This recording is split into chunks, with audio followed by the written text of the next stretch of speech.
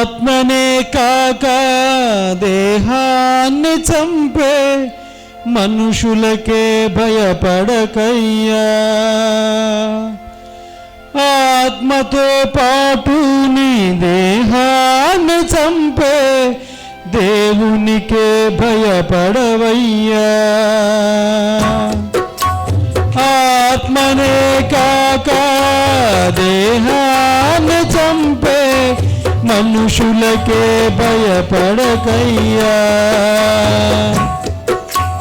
ఆత్మతో పాటు నీ దేహాన్ని చంపే దేవునికే భయపడవయ్యా. దేవుడిచ్చిన ఆత్మ దేవుని యొద్దకి చేరును, నీకంటూ ఏముందులే.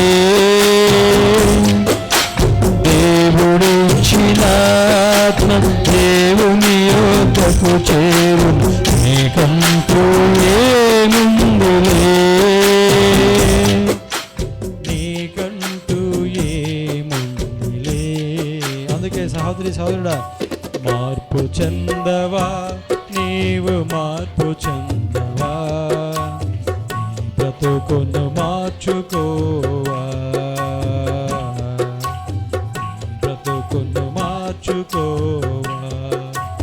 అనుకూల సమయం ఇది ఏనని ఎరిగి మారు మనసును పొందవా, మారు మనసును పొందవా, మారు మనసును పొందవా, మారు మనసును పొందవా.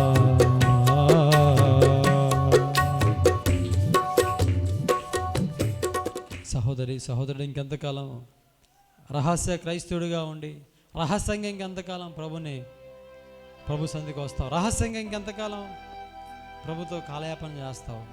బహిరంగ ఎందుకు నువ్వు ప్రభుని అంగీకరించలేకపోతున్నావు, ఆరాధించలేకపోతున్నావు, స్తుతించలేకపోతున్నావు, దేవుని సన్నిధికి రాలేకపోతున్నావు? ఇంకెంతకాలం మనుషులకు భయపడతావు?